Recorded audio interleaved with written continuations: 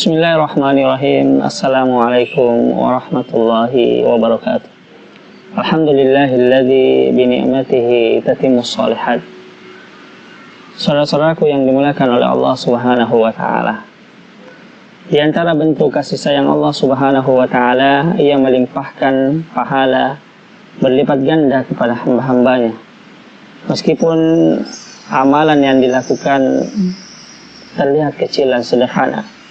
Di dalam agama Islam ada banyak amalan yang terlihat kecil, sederhana, ringan, tapi kalau diamalkan sangat mudah, tapi pahalanya sangat besar di sisi Allah Subhanahu wa taala.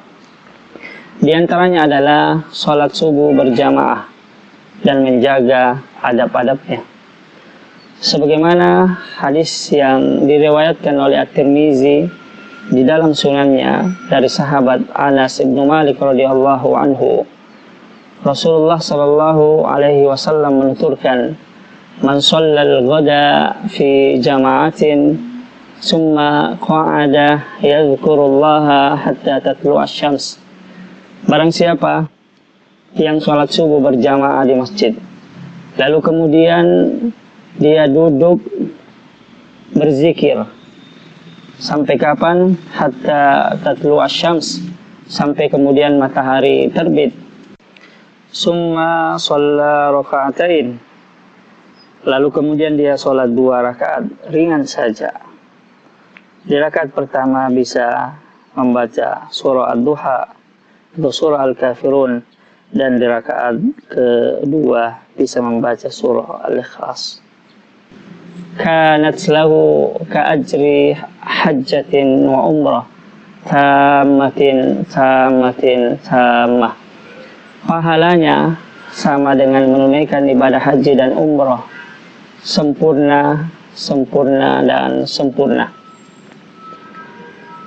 Masya Allah, keutamaan ini bisa kita raih bahkan dalam setiap hari. Lalu kemudian kalau ada yang berkata, "Tidak bisa Ustadz, hari ini saya bekerja. Apakah ada cara lain? Apakah ada solusi lain selain daripada sholat subuh berjamaah lalu kemudian duduk sampai kemudian syuruk?" Iya, ada cara yang lain, ada solusi yang lain yang lebih mudah dari sebelumnya. Sebagaimana disebutkan dalam hadis yang diriwayatkan oleh At-Tabrani di dalam Mu'jam Al-Kabir dari sahabat Umamah radhiyallahu anhu, Rasulullah sallallahu alaihi wasallam menuturkan, "Man ghada ilal masjidi la yuridu illa an yata'allama khairan aw liyu'allimahu."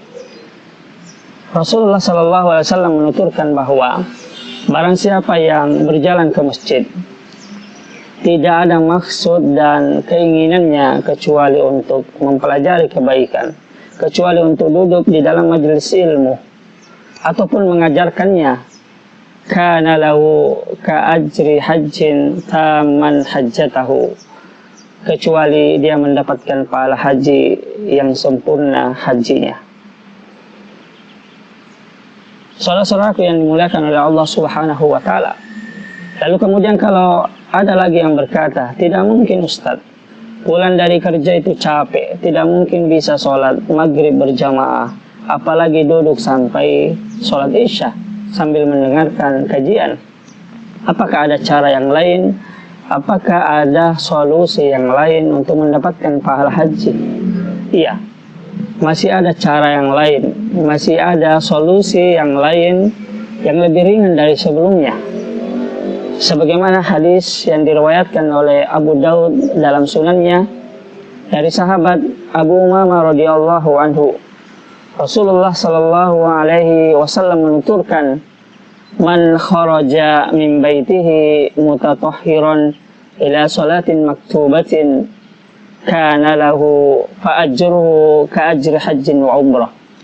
Barang siapa yang keluar dari rumahnya dalam keadaan berudu, dalam keadaan sudah bersuci dari rumahnya, lalu dia berjalan menuju ke masjid untuk menunaikan sholat berjamaah di masjid, fa ajruhu ka ajri hajjin, maka pahalanya sama dengan menunaikan ibadah haji. Inilah amalan yang paling ringan di antara amalan-amalan sebelumnya. Maka saudara-saudaraku yang dimuliakan oleh Allah Subhanahu wa taala, semoga Allah memberikan kita kemudahan untuk menunaikan ibadah haji yang sebenarnya, sebagaimana mudahnya kita mengamalkan amalan-amalan tersebut.